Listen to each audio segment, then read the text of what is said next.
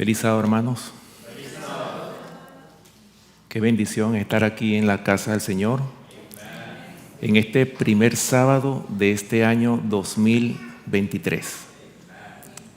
Y yo pienso que siempre que arribamos a un fin de año y comenzamos un nuevo año, siempre nosotros, los que creemos en este mensaje, estamos dispuestos a hacer todas las promesas al Señor, ¿no? Señor, te prometo que voy a dejar tal cosa, te prometo que yo voy a ser fiel, en fin, hay muchas promesas que nosotros hacemos, ¿cierto? Pero ¿qué pasa cuando todavía no ha terminado el mes y ya estamos decayendo? O hasta en la semana, ¿verdad? O sea, hermanos,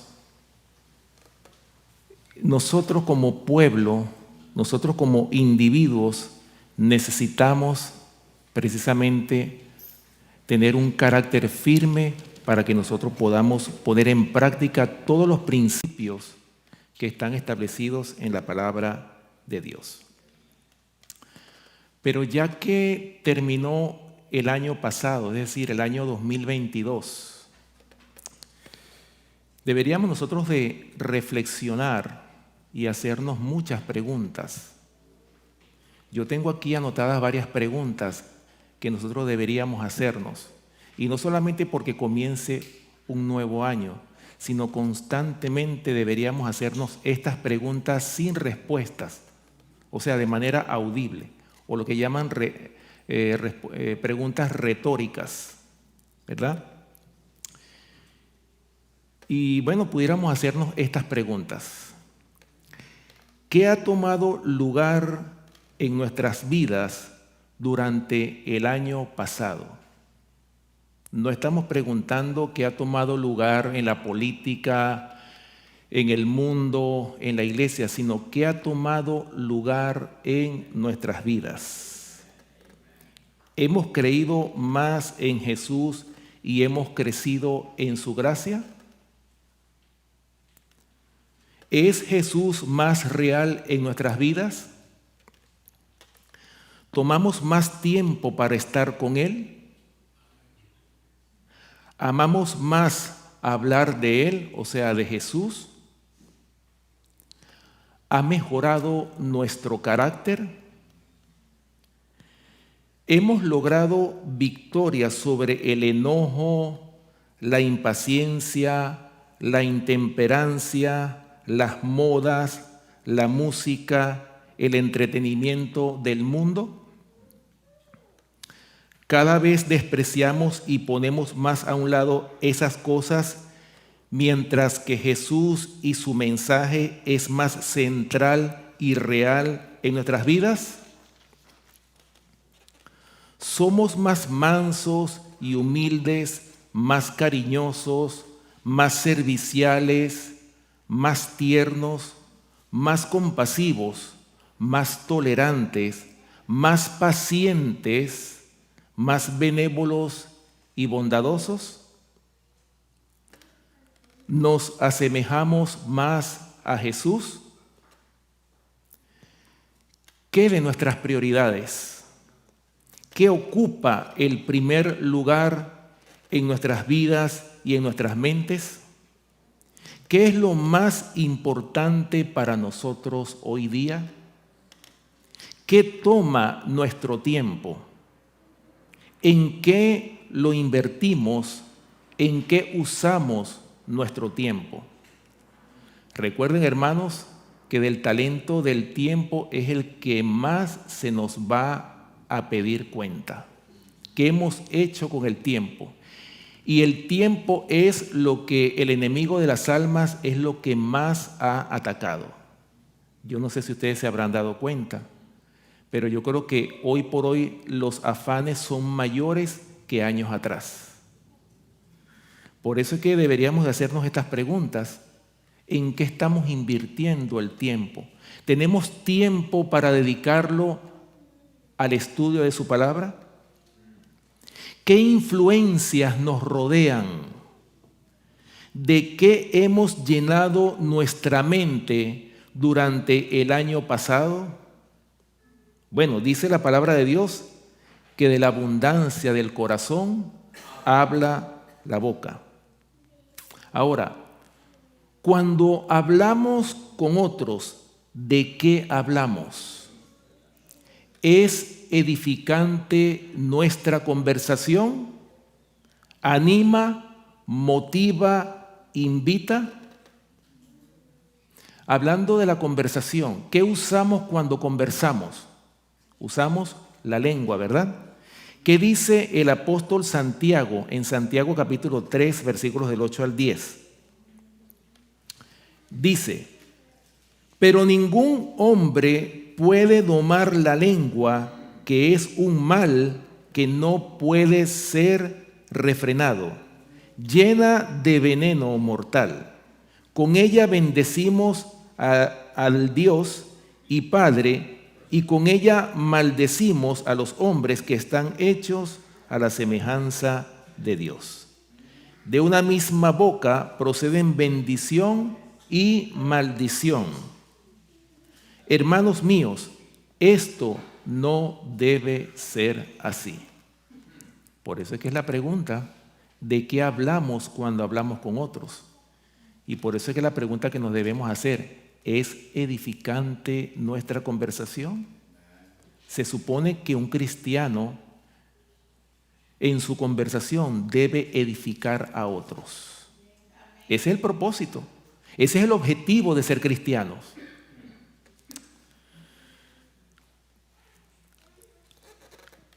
¿Cómo hemos usado nuestros recursos? Otra pregunta. ¿Estamos viviendo para nosotros, para tener, acaparar? ¿O somos generosos, dadivosos para la causa de Dios y para beneficiar a aquellos menos bendecidos que nosotros? ¿Qué de nuestros hogares? ¿Son pequeños centros donde la presencia del Señor siempre mora?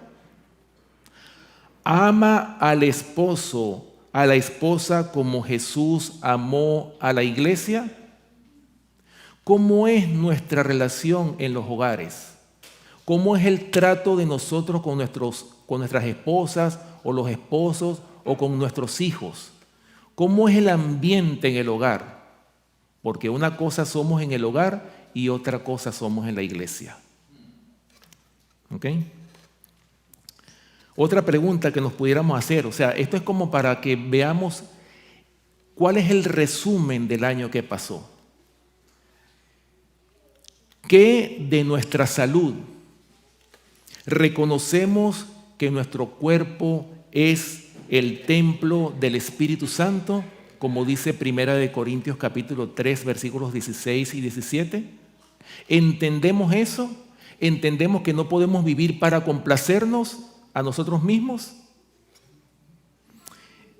Otra pregunta que nos pudiéramos hacer: ¿hemos dedicado y tomado tiempo para la oración personal? ¿Oramos lo suficiente, especialmente en estos tiempos finales que estamos viviendo? Sabiendo que el diablo, él mismo lo sabe que tiene poco tiempo y ha descendido con gran ira. ¿Para qué? Para destruirnos, hermanos. Y por misericordia, el Señor siempre nos cuida, siempre nos libra precisamente de los ataques del enemigo. Que si el Señor dejara al diablo actuar solo, hermanos, estuviéramos hasta torturados por los mismos demonios de Satanás. Y miren cuánto nos ha cuidado el Señor. Por eso es que deberíamos nosotros de meditar cuál ha sido el resumen del año pasado en nuestras vidas. ¿Hemos crecido espiritualmente? ¿O nos hemos quedado iguales desde que comenzó el año pasado hasta que terminó? ¿O lo peor, hemos decrecido espiritualmente? Esas son preguntas, hermanos, que nosotros deberíamos hacernos constantemente. No porque haya terminado un año y haya comenzado otro, sino constantemente debemos hacernos esa evaluación personal. Ahora, vamos a terminar porque nos podemos hacer muchísimas más preguntas. Pero vamos a terminar con esta. ¿Estamos haciendo preparación para la gran crisis venidera? ¿Estamos haciendo los preparativos? Por eso es que el título de mi presentación en esta mañana la he titulado Tiempos de reflexión, de cambios y de preparación.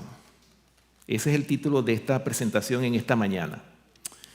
Y me voy a concentrar más en la preparación para la crisis venidera.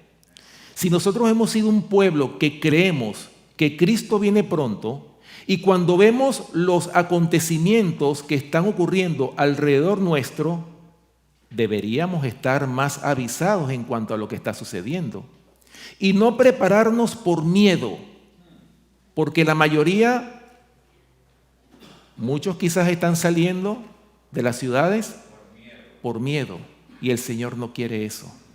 El Señor quiere que nos preparemos para encontrarnos con Él, no para escondernos de Él. Esa es la preparación que el Señor quiere de nosotros. Primeramente tenemos que aprender a amar al Señor con todo nuestro corazón, con toda nuestra alma, con toda nuestra fuerza, con todo nuestro ser. Y amar a nuestro prójimo como a nosotros mismos. Dice la palabra de Dios que eso depende de toda la ley y los profetas. Hermanos, si hay algo que más ataca el diablo, es cuando nosotros empezamos a contemplar el gran sacrificio que hizo nuestro Salvador Cristo Jesús en la cruz del Calvario. El diablo siempre se interpone para que nosotros no tomemos tiempo para contemplar ese gran sacrificio. Todas las iglesias, no solamente la adventista, todas las iglesias, llámese pentecostales, bautistas, metodistas, presbiterianos, hasta los mismos católicos, todos sabemos que Cristo fue crucificado, murió en la cruz del Calvario y resucitó. Todo el mundo sabe eso, pero ¿realmente entendemos cuán grande ha sido ese sacrificio? La sierva del Señor dice en uno de los escritos que si nosotros tomáramos el tiempo para contemplar ese sacrificio de amor, porque muchas veces nosotros no entendemos, o sea, creemos, Cristo murió para salvarnos de nuestros pecados. A través de sus méritos somos salvos. Pero hasta ahí. Eso nada más no pasa de ser una teoría. Pero entendemos realmente que ese sacrificio que hizo el Señor era precisamente por amor a nosotros. Hermanos, hay un versículo que todo el mundo no lo sabemos de memoria, ¿sí o no? Juan capítulo 3, versículo 16. Porque de tal manera amó Dios al mundo que ha dado a su Hijo unigénito para que todo aquel que en Él crea no se pierda, mas tenga vida eterna. Nosotros lo podemos citar y recitar ese versículo muchas veces, pero ¿entendemos cuán grande ha sido el amor de Dios por nosotros? Nosotros que somos tan indignos y sin embargo el Señor todavía tiene misericordia de nosotros. A pesar de lo indigno que hemos sido, ahí ha estado el Señor, dándonos una oportunidad tras otra para que procedamos al arrepentimiento. Hermanos, eso es lo que el Señor quiere. Está esperando por ti y por mí, por todos nosotros, para que procedamos al arrepentimiento. Por eso, hermanos, que nuestra preparación principal tiene que ser en el corazón. Cuando nosotros tengamos el amor de Dios en nuestros corazones, cuando tengamos, hermanos, el carácter de Cristo reflejado en nosotros, no vamos a tener temor del futuro. No nos va a preocupar y vamos a exclamar, yo sé en quién he creído. No me va a preocupar nada. Por más que se emita un decreto dominical, por más que vengan estas leyes agresivas que van a atentar contra la libertad civil y la libertad religiosa. no nos va a preocupar esto. Más bien nos vamos a alegrar. En vez de estar temerosos y con miedo de lo que viene, vamos a estar gozosos porque ya esto se va a terminar. Ese debería ser nuestro resumen del año pasado. Ese debería ser nuestro sentimiento constante de que el Señor viene pronto y que nos viene a buscar y que deberíamos nosotros de tener esa fe de que nosotros vamos a estar también en ese grupo. ¿Tenemos defectos que vencer? Sí, pero el Señor es poderoso para ayudarnos a vencer esos defectos de carácter. Ahora, la pregunta, ¿cómo prepararnos para la gran crisis que viene a este mundo? Bueno, yo voy a mencionar 3 aspectos principales de esa preparación. La primera es la preparación práctica. ¿Qué es lo que nosotros debemos hacer ante esta crisis que viene? Número 2, la preparación, hermanos, muy importante, la preparación en la obra médico-misionera. ¿Ok? Y número 3, la preparación espiritual. En estos 3 aspectos debemos nosotros concentrarnos para que esta crisis no nos afecte a cada uno de nosotros. Primeramente, hablando de la preparación práctica, ¿cómo nosotros podemos, en qué consiste la preparación práctica? Esto tiene que ver, hermanos, con la vida en el campo. El Señor dice en su palabra que nosotros debemos salir fuera de las ciudades. ¿Por qué? Bueno, por muchas razones. No solamente por la crisis que viene, sino que como estábamos estudiando en la escuela sabática, habíamos dicho que Juan el Bautista, la educación de Juan el Bautista, ¿dónde fue? ¿Acaso Juan el Bautista fue a las escuelas de los rabinos para prepararse en teología? ¿Dónde fue preparado Juan el Bautista? Fue preparado ¿en dónde? En el desierto. ¿Y cuáles fueron los libros de texto de Juan el Bautista? Vamos a leerlo en un comentario que está en la Biblia de Estudios, en el comentario de Lucas. Para los que tienen la Biblia de Estudios, hay un comentario aquí en Lucas capítulo 1, hablando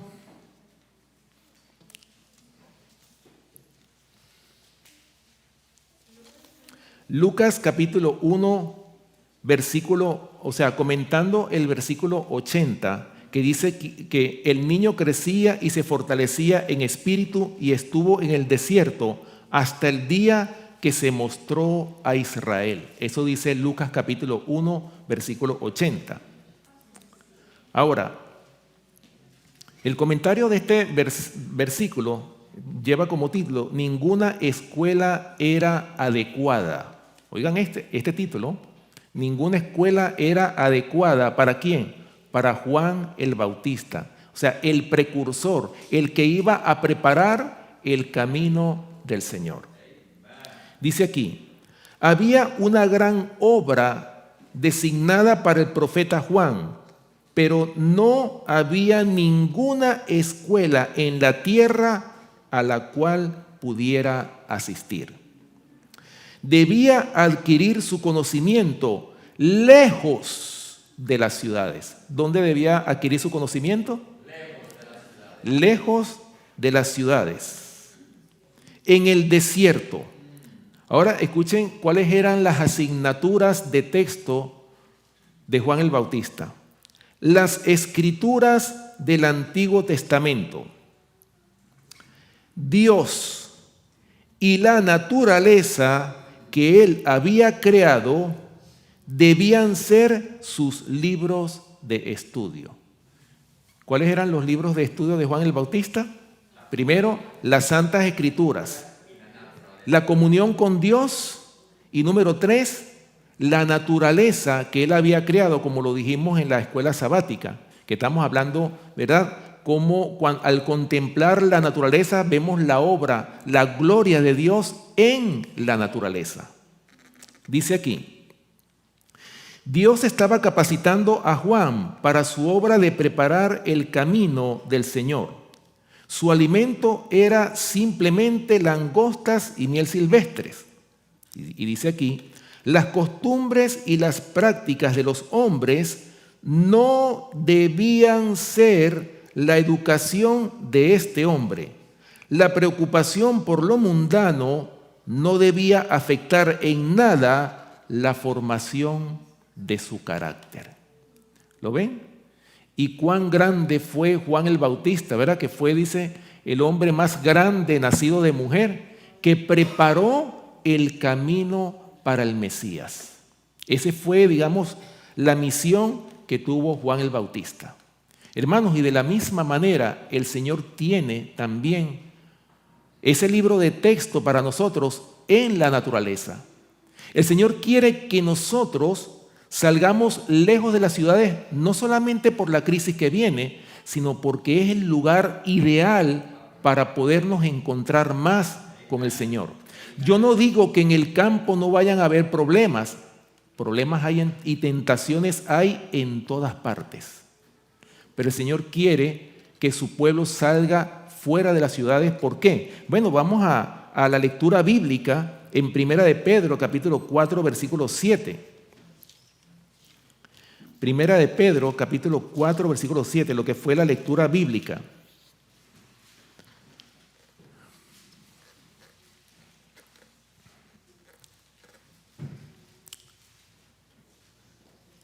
Dice, mas el fin de todas las cosas se acerca. Sed pues sobrios y velad en oración. ¿Qué dice el apóstol Pedro aquí? ¿O cuál es la recomendación del apóstol Pedro? Dice que el fin de todas las cosas se acerca. ¿O es que acaso, hermanos, nosotros no estamos viviendo en ese tiempo? Fíjense que el apóstol Pedro lo escribió hace 2000 años atrás casi. ¿Sí o no? Y él lo dice como que si estuviera en el presente. Pero miren, hermanos, por eso es que todo lo que se escribió, lo que escribieron los profetas, se escribieron ¿para quiénes? Para nosotros, los que hemos alcanzado los fines de la historia de esta tierra. Ahora, hermanos, como les decía, no deberíamos sentir miedo por las cosas que están aconteciendo, por el fin de las cosas que estamos viendo a nuestro alrededor. Porque fíjense bien, hermanos, lo que dice Lucas capítulo 21, versículo 28. Cuando veamos que los cielos y la tierra se están conmoviendo, no deberíamos de tener miedo. ¿Qué es lo que dice Lucas capítulo 21, versículo 28? Dice aquí, cuando estas cosas comiencen a suceder, salir corriendo y escondernos. ¿Dice así? No. Dice, erguíos y levantad vuestra cabeza. ¿Por qué? Porque vuestra redención está cerca.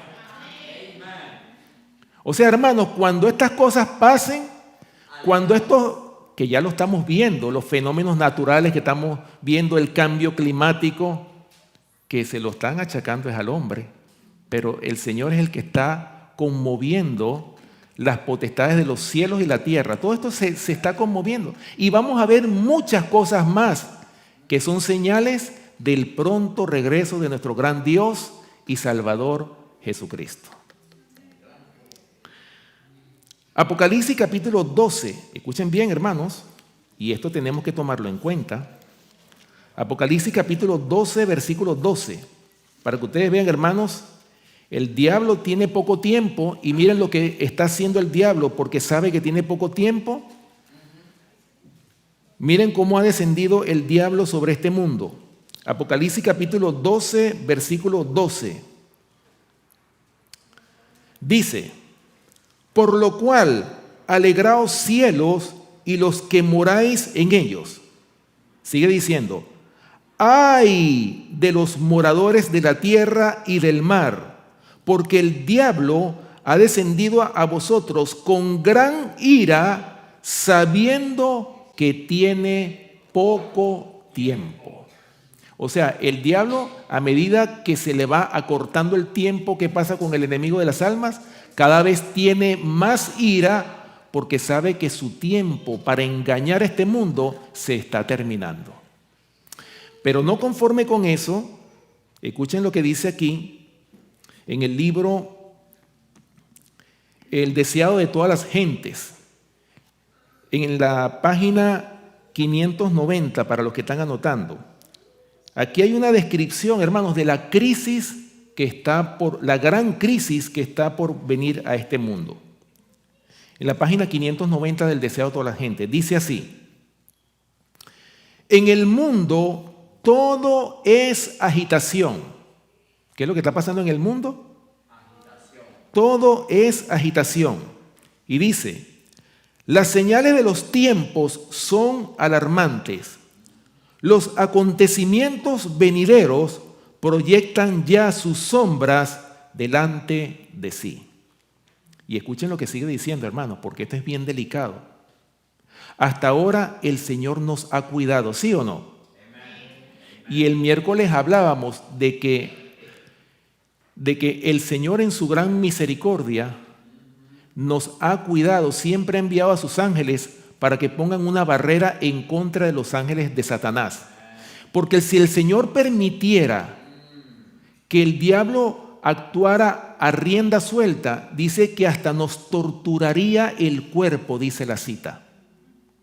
Imagínense ustedes, hermanos, la gran misericordia del Señor.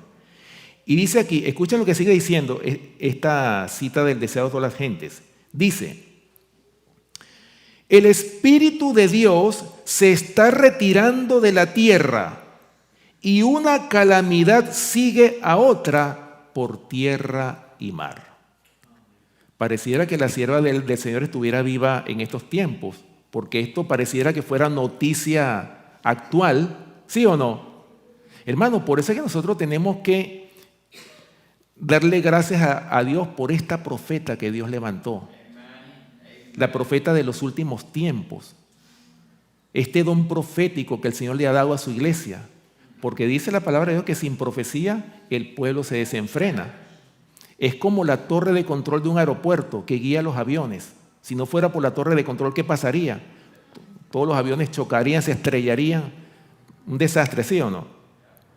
Por eso dice aquí, hermanos, el Espíritu de Dios se está retirando de la tierra y una calamidad sigue a otra por tierra y mar. Recuerden que Apocalipsis capítulo 7 nos habla de que el Señor tiene a 4 ángeles que están sosteniendo los vientos sobre los 4 ángulos de la tierra para que no sople viento alguno sobre la tierra, sobre el mar, sobre ningún árbol. ¿Hasta cuándo? Hasta que sean sellados en sus frentes los siervos de nuestro Dios. O sea, hermanos, esos 4 vientos, a medida que el Espíritu de Dios se está retirando, hermanos, poco a poco esos vientos se están empezando a soltar. Pero todavía el Señor en su misericordia los está aguantando hasta que los siervos de Dios sean sellados en sus frentes. Bueno, continúa la cita diciendo: hay tempestades, terremotos, incendios, inundaciones, homicidios de toda magnitud. ¿Quién puede leer lo futuro? ¿Dónde hay seguridad? No hay seguridad en nada que sea humano o terrenal. Rápidamente los hombres se están colocando bajo la bandera que han escogido. Y la sierva del Señor dice en otra cita que en el fin del tiempo van a haber solamente 2 grupos o 2 ejércitos. El ejército del Señor y el ejército del enemigo. Por eso dice aquí que rápidamente los hombres se están colocando bajo la bandera que han escogido. Inquietos están aguardando y mirando los movimientos de sus caudillos. Hay quienes están aguardando, velando y trabajando por la aparición de nuestro Señor.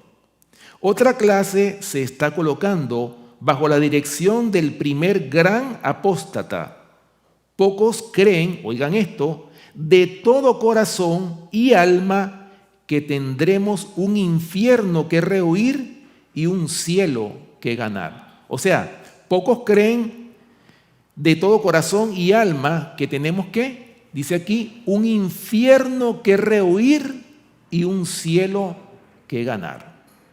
Bueno, nosotros sabemos, hermanos, que el infierno, por supuesto, no es que hay un fuego que está ardiendo eternamente, ¿no?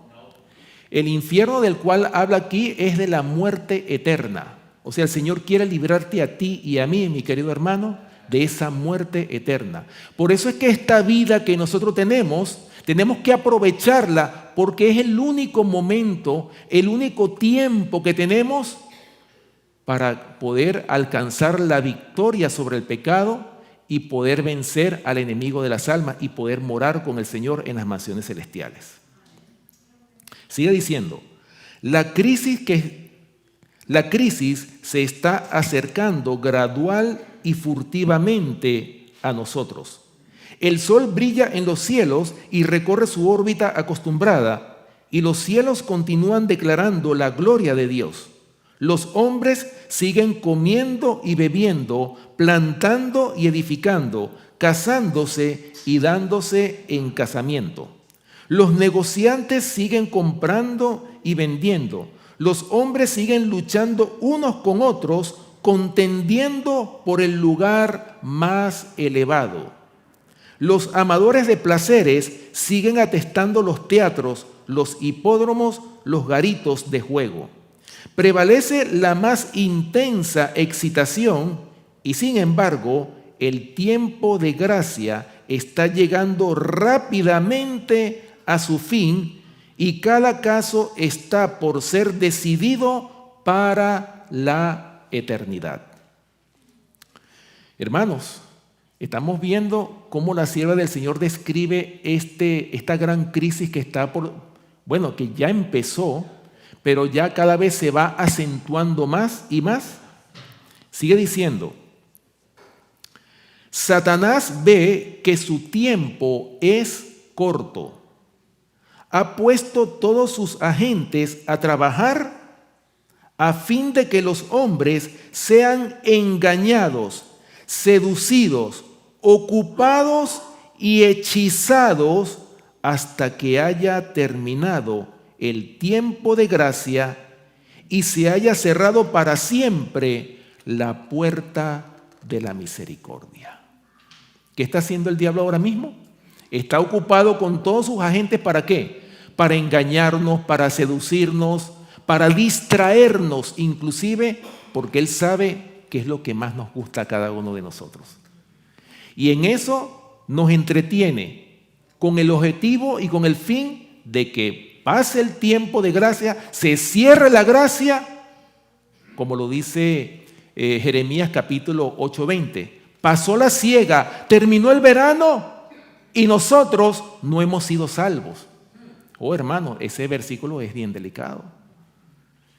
¿Qué estamos haciendo nosotros con este corto tiempo que nos queda? Por eso, hermanos, es que el Señor en esta mañana nos está amonestando. Una vez más, por amor a su nombre.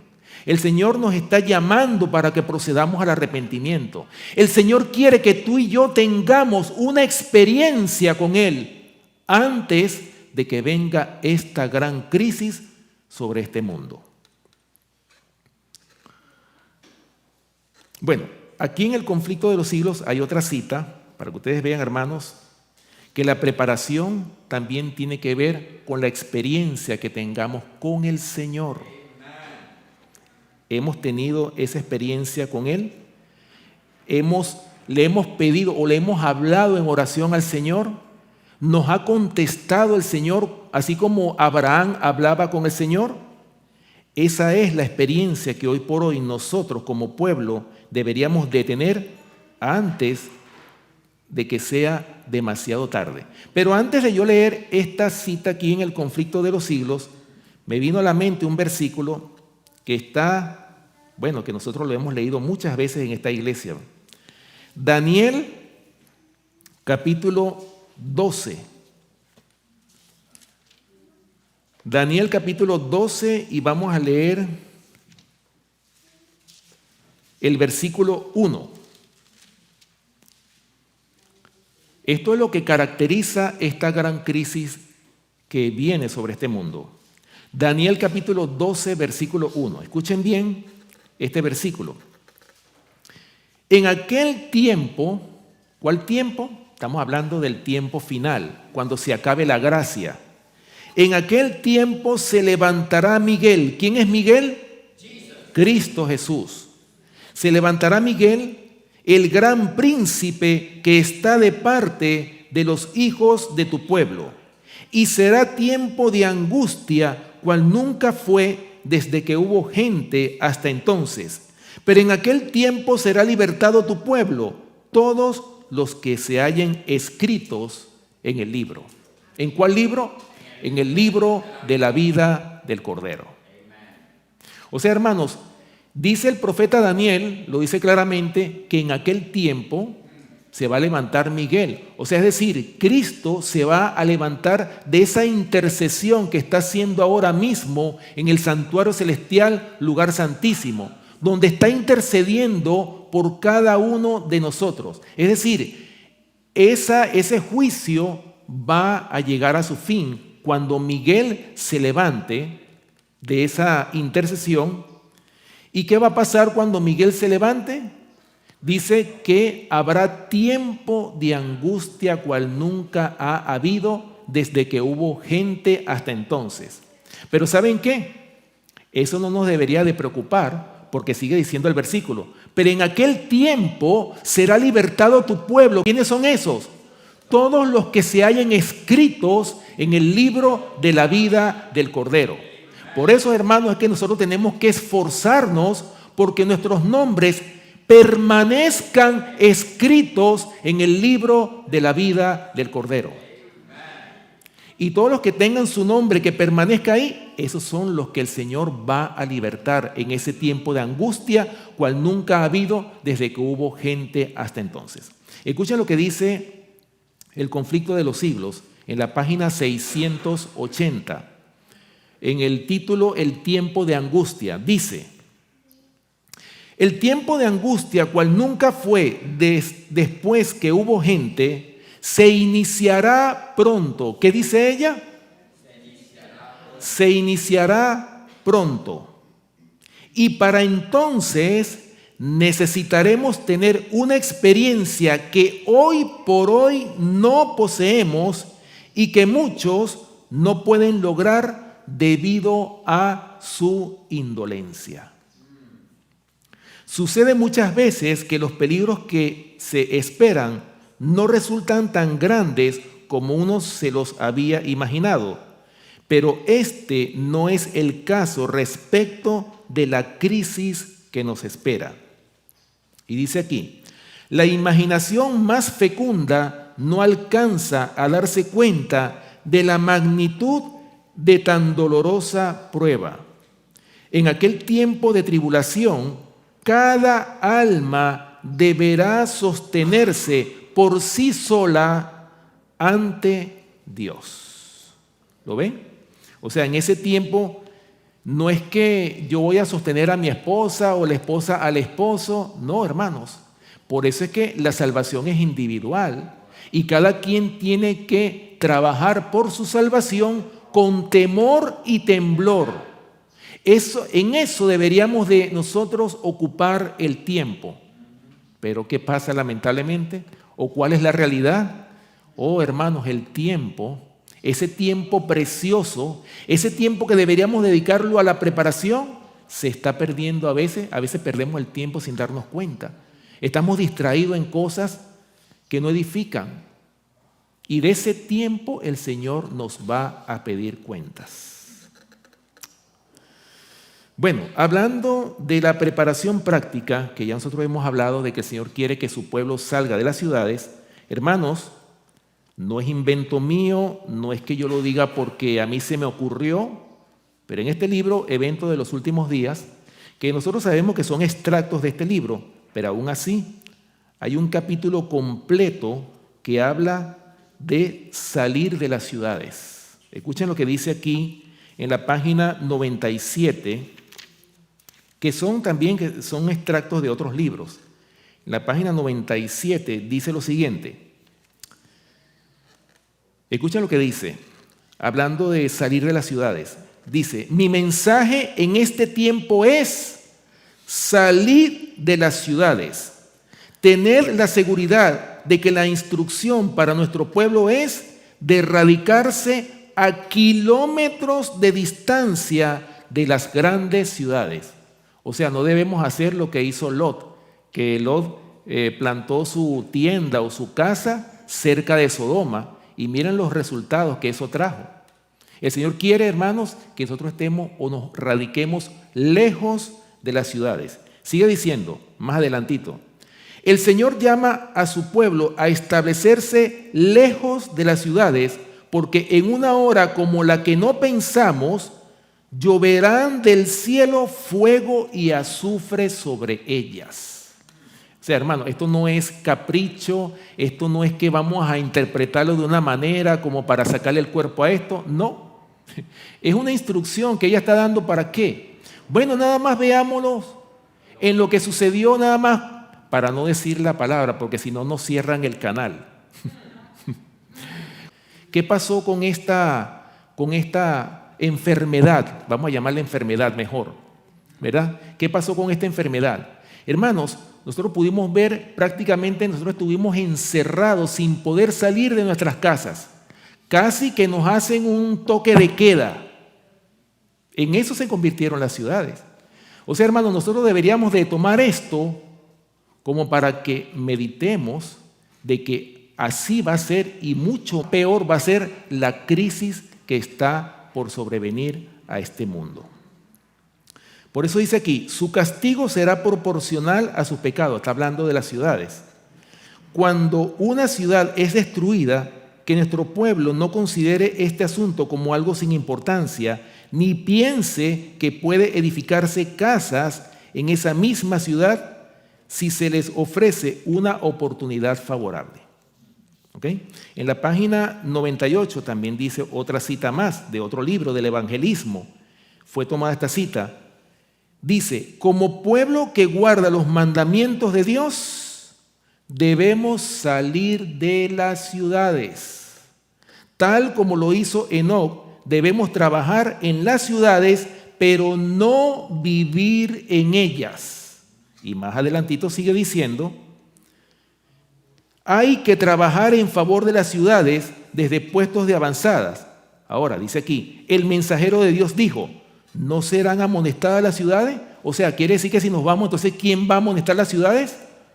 Dice aquí, ¿no serán amonestadas las ciudades? Sí, pero no por el pueblo de Dios que viva en ellas, sino mediante sus visitas realizadas para advertirlas de lo que acontecerá sobre la tierra. Dice aquí, durante años me ha sido dada luz especial acerca de nuestro deber de no centralizar nuestra obra en las ciudades. Cuando la iniquidad abunda en una nación, siempre ha de escucharse una voz que dé la amonestación y la instrucción, como la voz de Lot fuera oída en Sodoma.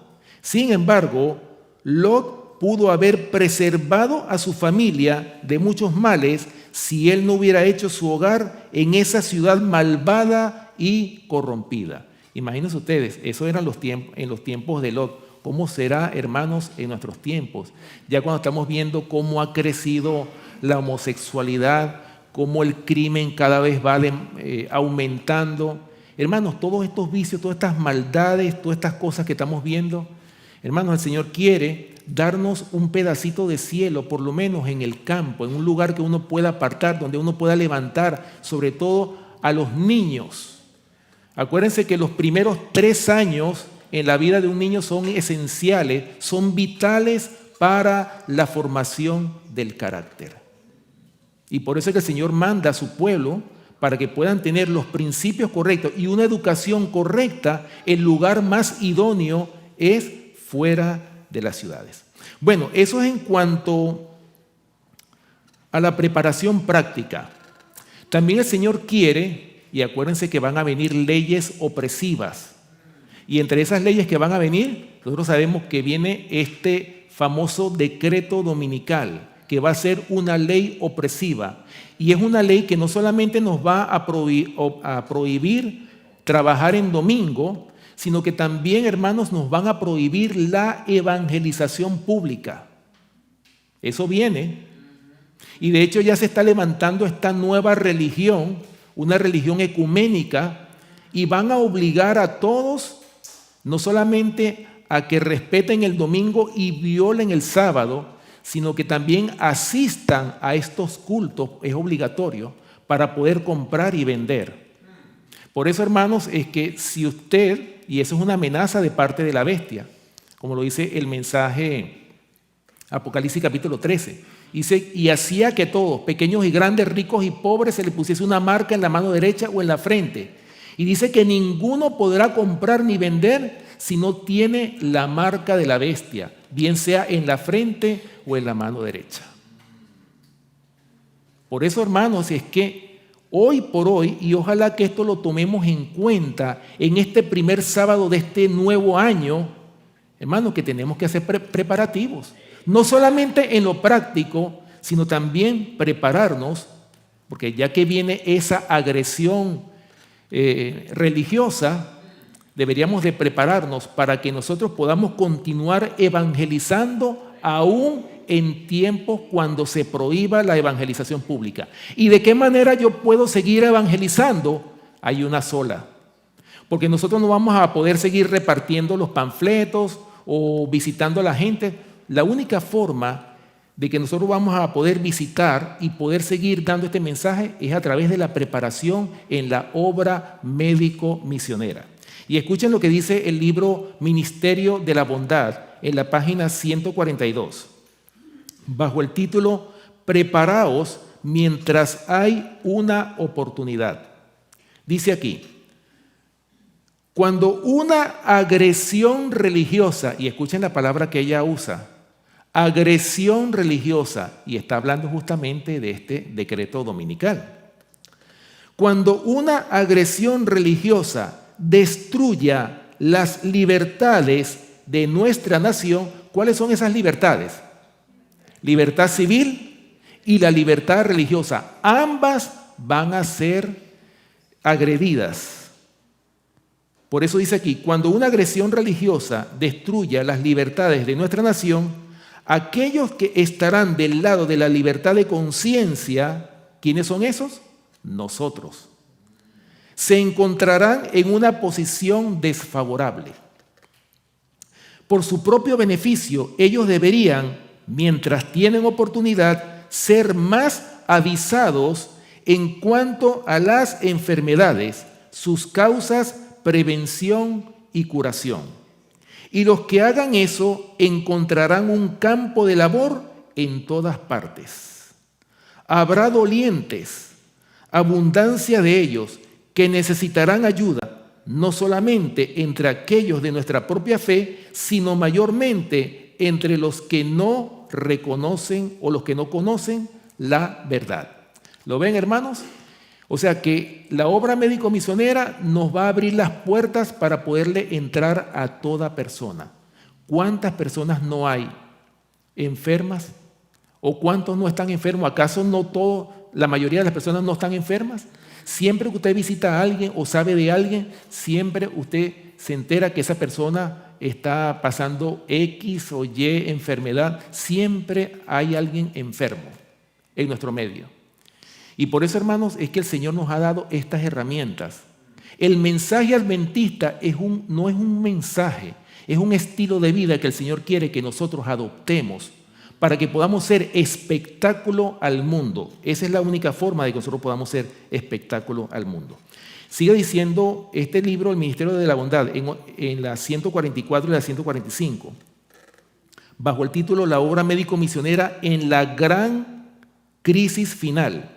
Dice ella, mi corazón se entristece cuando miro nuestras iglesias, que debieran relacionarse de corazón, alma y práctica con la obra médico-misionera. Quiero deciros que pronto no habrá obra que pueda hacer en los ramos ministeriales, sino la obra médico-misionera. Es decir, va a llegar el tiempo en que no vamos a poder hacer la obra misionera de darle un panfleto a alguien o un libro. Va a llegar el tiempo en que eso lo van a prohibir. Pero ¿qué es lo que va a continuar a pesar de la prohibición? A través de la obra médico-misionera. ¿Qué era lo que hacían los valdenses, hermanos, en plena persecución papal? ¿Cómo ellos estaban evangelizando todas las faldas de la montaña del Pra del Torno, allá en Italia, cuando ellos salieron a hacer esa obra misionera? Ellos salían como buhoneros. Ellos se disfrazaban como buhoneros y tocaban las puertas, y cuando veía que la persona era de confianza, le daba una paginita de la Biblia. Hermano, y una sola página de este precioso libro era suficiente para que esa alma se convirtiera. Imagínense ustedes, hermanos, en tiempos de persecución, lo que Dios puede hacer cuando una persona está dispuesta, cuando hay hambre y sed de la palabra. Pero cuando uno está cómodo, cuando uno está que lo tiene todo, que uno no tiene necesidad de nada, como lo dice el mensaje de la iglesia de la Odisea, bueno, hermanos, simplemente tenemos los libros, pero no nos estamos preparando. Porque no solamente la teoría, el Señor quiere que pongamos por obra todo lo que nosotros conocemos. Es el propósito, hermanos, de la preparación. Dice aquí: la obra de un ministro, oigan esto, es ministrar. Y dice: nunca seréis ministros según la orden evangélica hasta que mostréis un interés decidido en la obra médico-misionera. El evangelio de la salud y de la bendición y de la fortaleza. ¿Lo ven? Así que el Señor quiere que nos preparemos en esto para que podamos continuar, hermanos, con la evangelización a través de la obra médico-misionera. De hecho, hay un capítulo en el libro Joya de los Testimonios, tomo 2, hay un capítulo completo que se titula El mensaje del tercer ángel y la obra médico-misionera. En ese capítulo ella habla de la relación que debe haber entre el mensaje de los tres ángeles y la obra médico-misionera, que ella dice que es el brazo derecho del mensaje de los tres ángeles. Nosotros tuvimos allá en Venezuela, en el campo, en un lugar X, para no mencionar nombre, ¿verdad? Sí, para no mencionar nombres. Nosotros tuvimos una experiencia en un lugar donde, claro, en la obra médico-misionera eran brillantes, eran excelentes, trabajaron muy bien en ese ramo, pero la proclamación del mensaje de los tres ángeles estaba completamente olvidada. Tanto es así que hasta nos habían prohibido hablar de esos temas para no asustar a los pacientes. ¿Ah? Sí, exactamente. Por eso, hermano, es que eso lo vimos nosotros allá, pero nosotros aquí es lo contrario. Quizás nosotros no hemos mostrado suficiente interés en esta obra médico-misionera, hermanos, que es la mano derecha. Pero esa mano derecha ellos la habían convertido en el cuerpo entero, porque de eso solamente predicaban. Hermanos, no podemos no solamente predicar de la salud, porque ¿qué pasa con el mensaje adventista? Yo he notado que el mensaje adventista se ha desintegrado en varios pedazos. Y nosotros hemos agarrado el pedazo que más nos conviene, y de eso hablamos. Pero Dios nos ha dado a nosotros un mensaje completo. Y el día que nosotros integremos todas estas verdades en un solo mensaje, ahí es que vamos a empezar a sufrir persecución. Mientras nosotros no hagamos eso, hermanos, mientras solamente prediquemos de una sola cosa, no va a haber persecución. La persecución va a haber cuando la verdadera piedad esté en nosotros, caracterizada por la obra médico-misionera y la proclamación del triple mensaje angélico. Bueno, y número 3, ya para terminar, la preparación espiritual, muy importante. Yo creo que de todas, esta es la más importante y la dejé de último. la preparación espiritual. Ahora, ¿en qué se basa la preparación espiritual? ¿En qué está basada? Está basada, hermanos, primeramente en la oración, número 1. Número 2, el estudio de la palabra de Dios. Y número 3, la formación del carácter de Cristo en cada uno de nosotros. O sea, todos estos 3 elementos tienen que combinarse para que nosotros podamos prepararnos espiritualmente. Que nuestro diario vivir sea la palabra de Dios y la ejecución de la palabra de Dios en nuestras vidas. Hablando de la oración, hermanos, yo saqué una cita que está en el libro Hechos de los Apóstoles, en la página 450 y 451. Y esta cita define lo que es la oración. Dice aquí: la oración es el medio ordenado por el cielo para tener éxito en el conflicto con el pecado y desarrollar el carácter cristiano. ¿Qué es lo que nos va a dar el éxito en el gran conflicto que tenemos con el pecado? Va a ser, hermanos, la oración ferviente. Y no es orar cuando nos acordamos, o no es solamente orar cuando tenemos el problema encima. Debemos estar orando constantemente.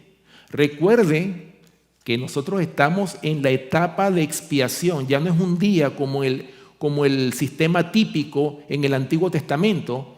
Nosotros desde 1844, estamos hablando de 178 años, estamos en expiación.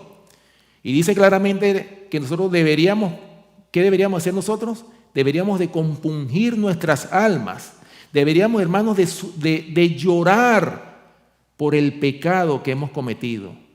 Por eso es que tenemos que pedirle al Señor, si nosotros no odiamos el pecado como Dios lo odia, pidámosle al Señor en oración que nos ponga ese mismo odio que Él siente por el pecado, que nosotros también lo sintamos para no pecar más contra nuestro Padre Celestial. Eso es lo que deberíamos hacer, ¿verdad? Por eso dice aquí, la oración es el medio ordenado por el cielo para tener éxito en el conflicto con el pecado y desarrollar el carácter cristiano. Las influencias divinas que vienen en respuesta a la oración de fe efectuarán en el alma del suplicante todo lo que pide. Podemos pedir perdón de pecado, el Espíritu Santo, un temperamento semejante al de Cristo, sabiduría y poder para realizar su obra o cualquier otro don que Él ha prometido, y la promesa es: se os dará. Gloria al Señor. ¿Acaso no dice la palabra de Dios: pedid y se os dará, buscad y hallaréis, llamad y se os abrirá? Porque todo aquel que pide recibe, el que busca encuentra, y el que llama se le abre la puerta, dice el Señor en su palabra. Oh, hermanos, este es el medio de comunicación entre el hombre y Dios, la oración. Ese es el medio de comunicación. Más bien nosotros deberíamos de orar más frecuentemente para obtener victorias sobre el pecado. Porque hay muchas cosas que nosotros no hemos logrado debido a nuestra indiferencia. El miércoles se hablaba de una cita que se sacó en Joya de los Testimonios, tomo 1. Me llamó mucho la atención esa cita, que dice, parafraseando un poco, que nuestro trabajo no termina con la oración. Porque yo le puedo pedir al Señor: Señor, quítame la intemperancia, Señor, ayúdame a controlarme a la hora de comer. Pero cuando se sienta a la mesa se le olvida todo y comió y volvió otra vez a caer en intemperancia. Ay, Señor, por favor, quítame la intemperancia. Hermano, pero si tú no pones de tu parte, tú también tienes que ponerte de tu parte para que Dios te pueda ayudar también. Por eso dice aquí que nuestro trabajo no termina con la oración y que debemos contestarla viviendo y haciendo conforme a ella, y lo que no podamos hacer, se lo dejamos al Señor. O sea, lo que nosotros no podemos hacer, ahí sí el Señor va a actuar. Pero el Señor quiere que tú primero actúes, que tú primero procedas, que así como nosotros pedimos en la oración, actuemos de acuerdo a lo que estamos pidiendo para que el Señor te dé la fortaleza para poder vencer esa tentación. Bueno, eso es en cuanto a la oración. Bueno, hay muchos versículos que pudiéramos sacar sobre la oración y muchas citas. Bueno, número 2, el estudio de la palabra de Dios. Muy importante, hermanos. Debemos hacer el tiempo para estudiar este precioso libro que se llama la Biblia y también el espíritu de la profecía. Acuérdense que Juan capítulo 5, versículo 39 dice: escudriñad las escrituras porque a vosotros os parece que en ellas tenéis la vida eterna y ellas son las que dan testimonio de mí. La única forma, hermanos, de que nosotros podamos contemplar el carácter de Cristo, la única forma de que podamos conocer al Señor es a través del estudio de su palabra. Solamente así podemos conocerlo a Él. Solamente así podemos tener una experiencia con Él que es tan necesaria para que podamos pasar por ese tiempo de angustia cual nunca ha habido desde que hubo gente hasta entonces. Para poder pasar con éxito ese tiempo de angustia, tenemos que haber tenido una experiencia con el Señor. Conocerlo en su carácter, en todo, en la oración. Y todo lo que le pidamos a Él, Él lo va a contestar conforme a su voluntad. Esa es la fe que deberíamos nosotros de tener, ¿verdad? Y acuérdense que la fe es por el oír y el oír por la palabra de Dios. O sea, la consecuencia del estudio de la palabra de Dios me va a llevar a mí a que mi fe pueda crecer cada vez más y mi confianza en el Señor cada día pueda profundizarse mucho más. Hablando de la importancia que tiene el estudio de la palabra de Dios, hermanos, hay una matutina aquí que el año pasado yo la leí en un mensaje que yo presenté aquí, pero la vuelvo a repetir y me gusta mucho porque yo sé que el Señor, el método de Dios es el método de la repetición. Hay que estar constantemente repitiendo lo que ya nosotros sabemos. La matutina Maranata, para los que están anotando, en la página 215, y es la del 28 de julio. El título de esta matutina es El mundo contra el pueblo de Dios. ¿Ok? Dice aquí: toda proposición relativa a la verdad presentada por nuestros hermanos tendrá que soportar la crítica de los más grandes intelectos, los más encumbrados de los grandes hombres del mundo serán puestos en relación con la verdad y por lo tanto cada postulado nuestro debiera ser examinado y probado con espíritu crítico por medio de las Escrituras. O sea, no es solamente creer lo que creemos porque nos lo explicaron o lo dijo el pastor de la iglesia. No, hermanos, recuerden que el peso de nuestra religión está en nuestra comunión diaria con el Señor. Ahí tiene que estar el peso de nuestra religión. O sea, en la comunión diaria que tengamos con el Señor. Dice aquí: ahora parece, oigan esto, que nadie nos notara, porque nosotros salimos en la calle, a lo mejor estamos en contacto con tantas personas que vemos y pudiéramos llegar a esa conclusión. Ahora parece que nadie nos notara, pero eso no será siempre así. Están sucediendo cosas que nos pondrán sobre el tapete, y si nuestras teorías acerca de la verdad pueden ser desmenuzadas por los historiadores o los más grandes hombres del mundo, eso se hará. ¿Ustedes se imaginan? O sea, vamos a ser enfrentados, hermanos, con historiadores, gente que conoce mucho mejor que nosotros la historia. Y si nosotros no estamos preparados para dar razón de nuestra fe, vamos a ser avergonzados, aunque sepamos todo lo que sabemos. Dice aquí: cada uno debe saber individualmente qué es la verdad y estar preparado para dar razón de la esperanza que tiene con mansedumbre. No es peleando ni discutiendo, ni poniéndome bravo con el que estoy contendiendo, no. Dice aquí, con mansedumbre y reverencia, no con orgullo, jactancia o suficiencia propia, sino con el Espíritu de Cristo. Así es que debemos de dar nosotros razón de la fe que nosotros profesamos. En otras palabras, tenemos que defender la fe ante esos grandes hombres. Yo le llamo los sesudos de este mundo, los sabios según el mundo, ¿no? Dice aquí, nos acercamos al tiempo cuando tendremos que responder individualmente solos por nuestras creencias.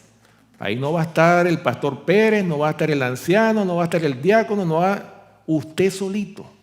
El que va a tener que dar razón de la fe, y por eso, hermano, es que es necesario que nosotros nos preparemos en la sana doctrina, en la doctrina que nosotros conocemos, para darle al mundo, hermanos, nosotros creemos en esto, por esto y por esto, porque la palabra de Dios dice esto y está escrito.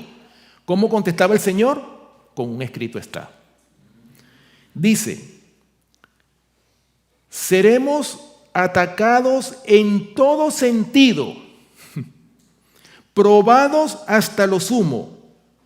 No deseamos sostener nuestra fe solo porque nos fue legada por nuestros padres. Una fe tal no soportará la terrible prueba que nos aguarda.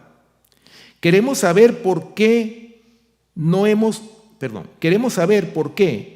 hemos apartado del mundo como un pueblo separado y peculiar. Las potestades de las tinieblas desplegarán sus baterías contra nosotros, y todos los indiferentes y descuidados que han depositado sus afectos en sus tesoros terrenales y no se han preocupado por comprender la relación de Dios con su pueblo, serán su fácil presa. ¿Lo ven, hermanos? Lo dice claramente esta matutina, que vamos a ser atacados en todo sentido. Y antes de que eso ocurra, nosotros tenemos que prepararnos para nosotros poder dar razón de nuestra fe, o si no, vamos a ser ridiculizados por la gente del mundo. Y el Señor no quiere eso. El Señor quiere que tú y yo, mi querido hermano, estemos dispuestos a defender la sana doctrina con mansedumbre y reverencia. Así es que el Señor quiere que la defendamos, y asimismo el Señor Jesucristo defendió la doctrina cuando los escribas y los fariseos lo atacaban constantemente. ¿Ok? Bueno, número 3, ya para terminar, la formación del carácter de Cristo en nosotros. El propósito del estudio, el propósito de la oración, todo esto, ¿cuál es el objetivo de eso? Es la formación del carácter de Cristo en cada uno de nosotros. Dice el libro Mente, Carácter y Personalidad, en el tomo 2, en la página, el capítulo 59, dice lo siguiente, bajo el subtítulo La formación del carácter. El subtítulo dice, cada acto ejerce influencia sobre el carácter.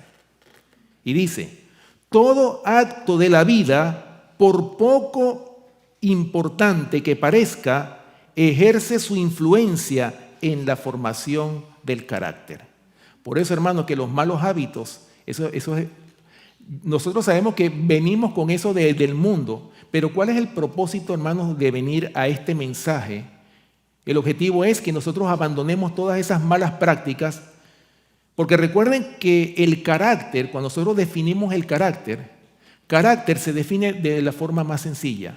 Es la manera de ser, la forma como actuamos. Eso es el carácter de la persona. Dice aquí, un buen carácter es la más preciosa de todas las posesiones mundanales, y la obra de formarlo es la más noble a la que pueda dedicarse el hombre. Bueno, esa es la tarea que nos toca a cada uno de nosotros, la formación del carácter. O sea, ¿quién es el responsable en la formación del carácter? Nosotros. Pero el Señor nos da las herramientas. Así lo dice la próxima cita, que tiene como subtítulo un carácter noble se forma como consecuencia de duras batallas contra el yo. ¿Ok? Dice aquí, Cristo no nos ha dado la seguridad de que sea asunto fácil lograr la perfección del carácter. O sea, el Señor no nos ha dado seguridad, no nos ha dicho que la formación del carácter es algo fácil. Es algo que es difícil. ¿Por qué? Porque tenemos que tener duras batallas contra el yo. Dice aquí, un carácter noble, cabal, no se hereda. No lo recibimos accidentalmente. Lo obtenemos mediante esfuerzos individuales realizados por los méritos y la gracia de Cristo. Recuerden que en esta lucha, en la formación del carácter, el Señor tiene que estar presente, porque de otra manera no lo vamos a poder lograr. Dice aquí, Dios da los talentos. ¿Quién da los talentos? Dios. Las facultades mentales. Nosotros formamos el carácter. O sea, el Señor nos da las herramientas y nosotros somos los que tenemos que trabajar. Lo desarrollamos sosteniendo rudas y severas batallas contra el yo. Hay que sostener conflicto tras conflicto contra las tendencias heredadas. Tendremos que criticarnos a nosotros mismos severamente. No es criticar al hermano o no es levantar el dedo contra el hermano, es primero contra nosotros. Para poder ver la paja en el ojo del hermano, yo tengo que quitar la viga que está en mi ojo. Por eso dice aquí, tendremos que criticarnos a nosotros mismos severamente y no permitir que quede sin corregir un solo rasgo desfavorable. ¿Lo ven? Así que, hermanos, esa es la preparación que el Señor quiere que tú y yo tengamos, especialmente en estos tiempos finales, en estos días finales de la historia de esta tierra, cuando ya estamos por ver todos estos grandes acontecimientos. Ahora, ¿cómo? Ya para terminar, voy a leer 2 citas más y terminamos. Segunda de Pedro, capítulo 1, versículos del 5 al 8. Segunda de Pedro, capítulo 1, versículos del 5 al 8, dice: vosotros también, poniendo toda diligencia por esto mismo, añadid a vuestra fe virtud. O sea, no es la fe sola, no es solamente vivir por fe y sin hacer nada, sino la fe tiene que estar acompañada de la virtud, de la acción, ¿verdad? A la virtud, conocimiento. Al conocimiento, dominio propio. Eso es una de las cosas en las cuales fallamos mucho, ¿verdad? El dominio propio. Al dominio propio, paciencia. Una vez nosotros definimos esta palabrita y me llama la atención que el diccionario secular, hablando de la palabra paciencia, dice que es la capacidad de sufrir y soportar desgracias y adversidades sin quejarse ni rebelarse. Eso lo dice un diccionario secular, hermanos. Eso es la paciencia, capacidad de sufrir y soportar desgracias. Por eso dice aquí, al dominio propio, paciencia, a la paciencia, piedad, a la piedad, afecto fraternal, y al afecto fraternal, amor. Porque si estas cosas están en vosotros y abundan, no os dejarán estar ociosos ni sin fruto en cuanto al conocimiento de nuestro Señor Jesucristo. ¿Lo ven, mis queridos hermanos? O sea, toca librar una dura batalla en contra primeramente de nosotros mismos. ¿Para qué? Hermanos, para que no se repita quizás el fracaso que tuvimos el año pasado. Por eso es que las preguntas que se hicieron al principio, meditemos en ellas. He avanzado, hermanos, en la gracia, he crecido, he disminuido o me he mantenido igual. He tenido una experiencia con el Señor. ¿He sido un mejor cristiano, una mejor persona? O sea, todas estas preguntas deberíamos de hacérnoslas. ¿Por qué, hermanos? Porque el Señor a ti y a mí en esta mañana nos está haciendo un llamado. Y ese llamado está dentro del mensaje de la iglesia de la Odisea. En Apocalipsis capítulo 3, versículo 20 dice: he aquí, yo estoy a la puerta y llamo. Si alguno oye mi voz y abre la puerta, entraré a él y cenaré con él y él conmigo. Hermano, el Señor promete una intimidad contigo, una relación estrecha. ¿Acaso vamos a perder más el tiempo? ¿Acaso vamos a ser descuidados en lograr obtener esa preparación que el Señor quiere que tengamos en estos tiempos finales? Hermanos, depende de nosotros, depende de cada uno si tenemos victorias o tenemos derrotas. El Señor lo ha dicho todo, lo ha puesto todo sobre estos libros. A nosotros nos toca, hermanos, a través de la oración, pedirle al Señor que nos ayude para que podamos poner por obra todos sus principios que están en la preciosa palabra del Señor. Que el Señor les bendiga, mis queridos hermanos, y ojalá que nosotros podamos prepararnos para poder entrar en esas mansiones celestiales que el Señor ha preparado para cada uno de nosotros. Aquí me llegó un mensaje. Bueno, esto es para orar por esta persona. Aurora Núñez pide oración por su hija, Mayra Trujillo, que está hospitalizada, tiene dolor en el corazón y le trabaja lento. Esto es una hermana que escribió desde Colombia. Así que bueno, todos los que puedan, vamos a doblar nuestras rodillas para terminar con una oración y vamos a orar por esta hermana también. Y por César también, sí, correcto.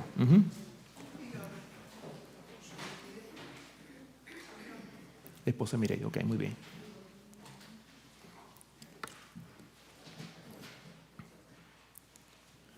Oremos.